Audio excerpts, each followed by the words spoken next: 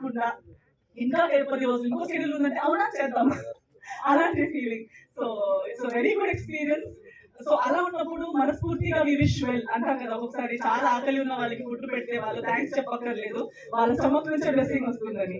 So అలా మనకి ఒక మంచి సినిమా చేయాలన్న వాళ్ళకి, అలా థాట్ ఉన్న వాళ్ళతో, ఒక ఇలాంటి మంచి వైబ్ ఉన్న టీమ్ తో వర్క్ చేసేటప్పుడే మనస్ఫూర్తిగా హార్ట్ నుంచి ఆ విష్ వచ్చేస్తుంది దట్ ఈ సినిమా ఖచ్చితంగా బ్లాక్ బస్టర్ అవ్వాలి.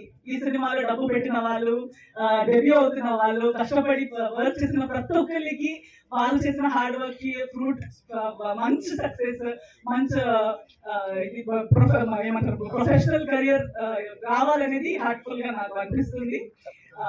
డైరెక్టర్ గారు ఆల్రెడీ మీకు చాలా మంది అప్రిషియేట్ చేశారు, నాకు కూడా definitely one of the very, అంటే ఆల్మోస్ట్ ఫస్ట్ సినిమా అంటున్నారు కానీ ఆయనకి సినిమా మీద ఉన్న ప్రేమ, సినిమా నరేట్ చేసేటప్పుడు ఆయనకి ఉన్న ప్యాషన్ మీకు తెలుస్తుంది. How much he love cinema, cinema గురించి, సినిమా ఈ జర్నీ కోసం, ఆల్మోస్ట్ ఫస్ట్ సినిమా దాకా రావడం కోసం ఆయన పడిన కష్టాలు ఈ సినిమాలో మీకు అది కనిపిస్తుంది. You can see his experience, you can see his passion, and work చేసేటప్పుడు కూడా as an artist we feel happy that ఇలాంటి ఒక మంచి డైరెక్టర్ తో, ఒక ఎథికల్ ప్యాషనేట్ డైరెక్టర్ వర్క్ చేస్తున్నాం అనేది కూడా ఒక మంచి సాటిస్ఫాక్షన్ యాజ్ ఆర్టిస్ట్ నాకు వచ్చింది.